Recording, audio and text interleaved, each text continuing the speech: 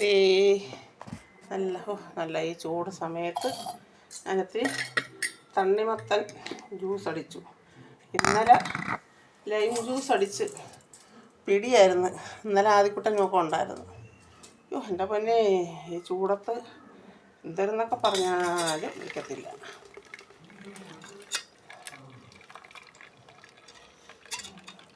ഇതിലെ ഒരു വണ്ടി, മലക്കറി വണ്ടി വന്നപ്പോൾ മേടിച്ചതാണ് മെനിഞ്ഞാന്ന്.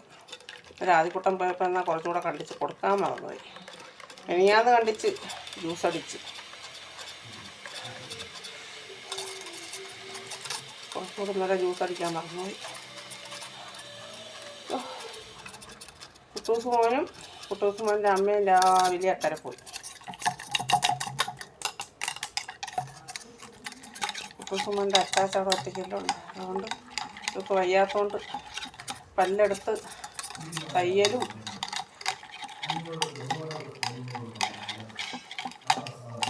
എല്ലാവരും ചോദിക്കും പല്ലെടുക്കുമ്പം തയ്യൽ വരുന്നത് എങ്ങനെയാണെന്ന്. എനിക്ക് വേറെ ഇതേ രീതിക്ക് ഓപ്പറേഷൻ ചെയ്താണ് എടുത്തത്.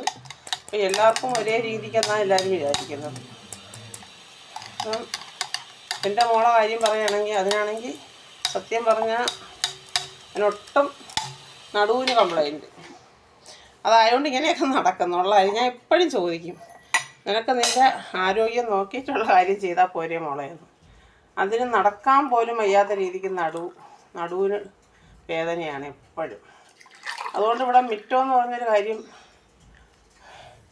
നമ്മളൊരു മുടിഞ്ഞു കിടന്നാലും മറ്റേ അവൾ ആഴ്ചയിലൊരിക്കൽ വരും, ഞാൻ തൂപ്പിക്കാറില്ല. കാര്യം നമുക്ക് പാവം തോന്നൂലേ, പെറ്റതല്ലേ എത്രയായാലും.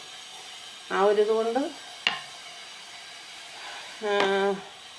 നമുക്ക് ആ ഒരു തോന്നത്തില്ല, കഷ്ടം. അങ്ങനെ ജ്യൂസ് റെഡി ആയിട്ടുണ്ട്. ആശുപത്രിയിൽ പോയി കാണിക്കാൻ പറഞ്ഞാൽ എത്ര പറഞ്ഞാലും കേൾക്കത്തില്ല.